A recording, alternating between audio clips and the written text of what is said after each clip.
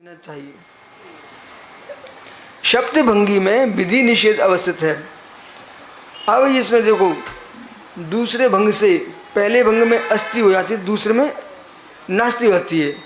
तो यहाँ से विधि और निषेध, विधि और निषेध, तो वस्तु विधियात्मक है, निषेधात्मक है। एक समय में विधि रूप भी है, एक समय में निषेध रूप है। विधि के अभाव में निषेध हो नहीं सकता है और निषेध के अभाव में विधि हो नहीं सकती है। किशोर हो गया है बालक, किशोर हो गया है बालक, इसका मतलब तुम्हें समझ जाना चाहिए कि विधि चल रही, किशोर हो गया है। अब ये शिशु नहीं बचा, निषेध हो गया। अब ये 18 साल का विवाह हो चुका है, मतलब कि इसका किशोरपना समाप्त हो गया। 18 साल के तुम हो गए आज, अच्छा 18 वर्ष के हो गए हो, 18 वर्ष के हो गए, मतलब इसका बाल शिशु अवस्था गई, इसकी बाल्यावस्था गई, इसकी किशोर अवस्था भी गई, अब इसको युवावस्था आ चुकी है। निषेध नहीं भी किया तब भी निषेध है। ये व्यक्ति प्रौढ़ है। अब प्रौढ़ कहते ही ये विधि की प्रौढ़ है, ये आवाज सुनकर के लगता है प्रौढ़ होना चाहिए, तो मतलब इसका युवावस्था गई, इसकी किशोरावस्था गई, इसकी बाल्यावस्था गई, इसकी शिशुवस्था गई, तो प्रौढ़ हो गया।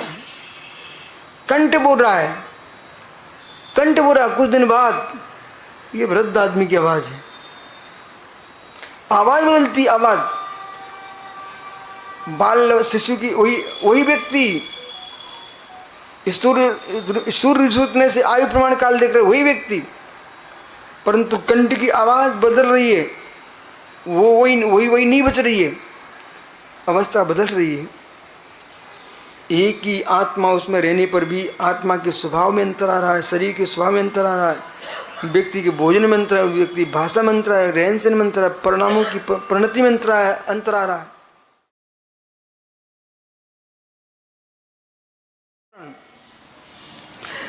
और दूसरी दृष्टि से कालस्य वर्तना प्रणाम क्रिया प्रतत्व कालस्य, ये पढ़ने में सहकारी हैं, गमन में सहकारी हैं, ठहरने में सहकारी हैं, अवकाश देने में सहकारी हैं, पूर्ण गलन में सहकारी अवस्था को प्राप्त हैं, सुख दुख जीवित मन में सहकारी हैं।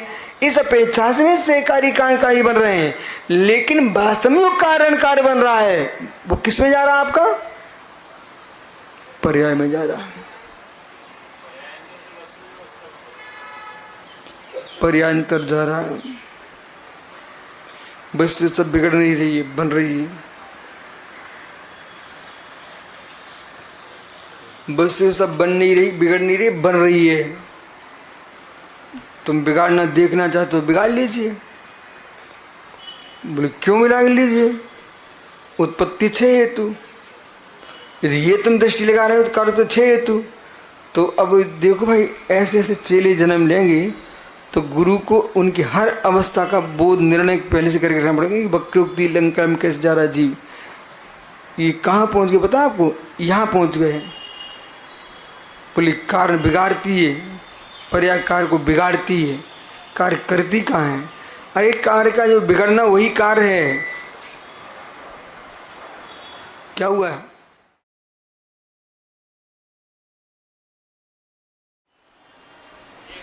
पर्याय का बदलना ही अनवस्थित है। पहले यह समझना चाहिए ना, बार बार क्यों परेशान हो रहे हो? पर्याय का बदलना ही अनवस्थित है। पर्याय नहीं बदलेगी तो व्यवस्थित हो जाएगा, तो कारण का व्यवस्था ही भंग हो जाएगी, कूटस्थ नित्य हो जाएगा, अपरिणामी हो जाएगा, अभवित भाव का एकांत छा जाएगा। क्या होगा? अव्यक्त भाव का एकांत छा जाएगा। अव्यक्त भाव का एकांत छा जाएगा तो वस्तु व्यवस्था भंग हो जाएगी। इसलिए हमें समझना चाहिए वस्तु व्यवस्था में अनवस्थित उत्पन्न बहुत आवश्यक है। अनवस्थित उत्पन्न, नित्य पर्याय अनित्य पर्याय, नित्य पर्याय अनित्य पर्याय, व्यवस्थित अनवस्थित। अनवस्थित होगा तभी तो व्यवस्थित करेंगे आप। लेकिन वस्तु त्रैकालिक अपने में व्यवस्थित है, आप जिसे चाहते हो वैसा नहीं, इसलिए अनवस्थित है। ये भी आनंद है। प्रत्येक पर्याय अपने आप में अवस्थित है, अनवस्थित नहीं है, पर पर्याय की अपेक्षा से अनवस्थित है। स्व सत्य में वर्तमान की पर्याय व्यवस्थित है, पर जो भूत में हो चुकी उसके लिए अनवस्थित हो गई है, भविष्य होगी उसके लिए अनवस्थित है। उसको हम करने के लिए नया पुरुषार्थ करते हैं। जैसे कि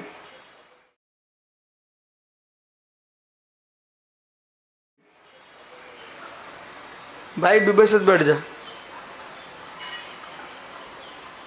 भाई विभसित बैठ जा। सुनिए, क्या पहले विभसित नहीं बैठा था? टेढ़ी मेढ़ी बैठ जा, उल्टी सीधी बैठ जा, बैठ जा ऐसे, और उल्टी हो जाओ, बस ठीक। बस अब देखो ऐसे बैठा है तो आपसे क्या हो रहा है? उल्टा सीधा बैठा है, क्योंकि तुम्हारी मानसिकता बन चुकी है कि ऐसे ढंग से बैठो। ऐसे बैठने को आपने ढंग से बैठना मान लिया है, इसलिए वो आपको अनवस्थित दिख रहा है। उस अनवस्थित को मिटाने तुमने ऐसे कर दिया, पर वास्तव में क्या था? बहुत गहरी बातें हैं, तुम बहुत सारी बात भाई सुनो ना, तुम सब पगला जाओगे। पगला झेल नहीं पाओगे, मैं बता रहा हूँ स्पष्ट। और फिर तो हमको दाढ़ी पे हाथ फेरोगे।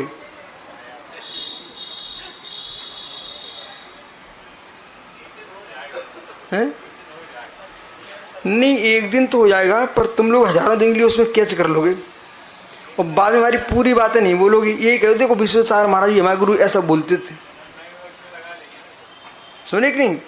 बहुत सारी बातें मुझे मालूम है और बड़े व्यवस्थित तरीके से मालूम है मुझे, लेकिन अनवस्थित तुम क्यों कह रहे हो? तुम्हारी इच्छा के प्रतिकूल इसलिए अनवस्थित हैं, पर वास्तव में सही वस्तु व्यवस्थित है।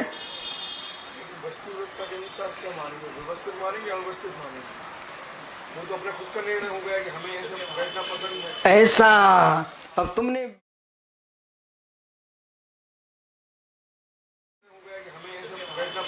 ऐसा अब तुमने बना लिया तरीका कि ऐसे बैठना चाहिए, ठीक है?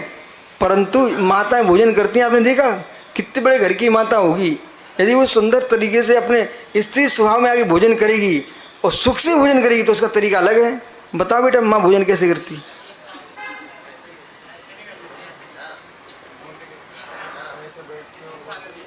जितेंद्र सर बताइए भाई। हाँ, कैसे? ये माता ऐसे भोजन करती सब बैठ करके।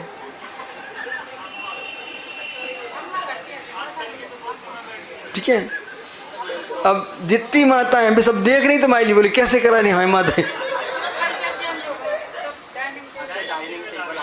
अच्छा, और किसान है गांव देहात का, तो वो कैसे भोजन करता है?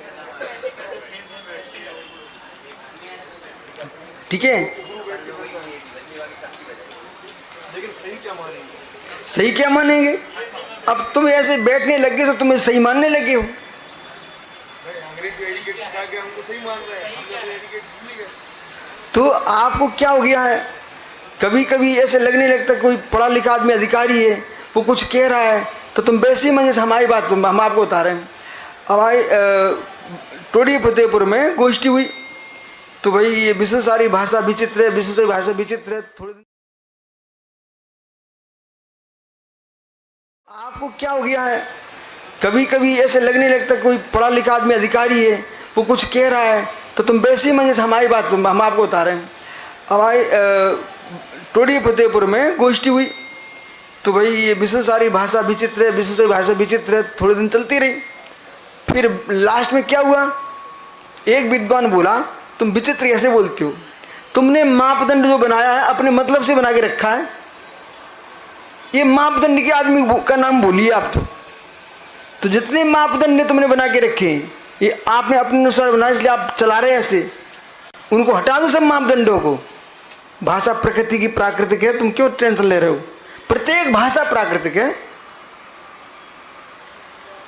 समझ में आ रहा है क्या आपको? तो अंतिम सारे विद्वानों ने क्या कहा? अब तुम महाराज की भाषा को छेड़छाड़ नहीं करना, जो उनकी भाषा उसी में अमधुरता है। तुमने एक लाइन जोड़ी, उनकी माधुर्य नष्ट हो जाता है। समझे कि नहीं? तो ऐसे भाई अपभ्रंश अपने में बन गई, प्राकृत अपने में चल रही है, संस्कृत अपने में चल रही है, सब भाषा अपनी अपनी चल रही है। और आप हिंदी बोलते, मैं भी सब हिंदी बोलते हैं यहाँ पर सभी की हिंदी में अंतर है। ये बड़ौद वाले हिंदी बोलते हैं तो आपको बुरी लगती है, पर उनके यहाँ वो हिंदी मधुर है। बुलंदशहर की हिंदी सुनो तो और तुम्हें मजा आ जाएगा। बुलंदशहर की जो हिंदी है ना वो और आनंददायी है। और तुम मीठी हिंदी सुनना चाहते हो तो बालाघाट गोंदिया जाइए। देश की सबसे मीठी हिंदी बोली जाती है बालाघाट में, सुंदर। जैसे देश की सबसे सुंदर मराठी बोली जाती है पूना में, बम्बई में नहीं, सोलापुर में नहीं, कहीं नहीं, पूना में बोली जाती है। बराबर है? हाँ। और हिंदी की मिठास चाहिए तो ब्रज भाषा, जो तुलसीदास ने रामचंद्र मानस लिखा जिसमें, वो ब्रज भाषा। ठीक, अब चलते।